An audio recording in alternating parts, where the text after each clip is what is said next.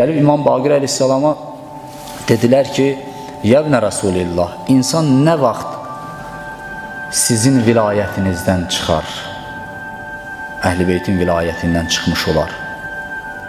Dedi ki, bax gör, günah eləyəndən sonra utanmırsansa, onda bil ki, bizim vilayətimizdən çıxmısan. Çox dəhşətli bir sözdür. Günah eləyəndən sonra utancaqlıq gəldisə sənə, bil ki, Allah sənnəndir.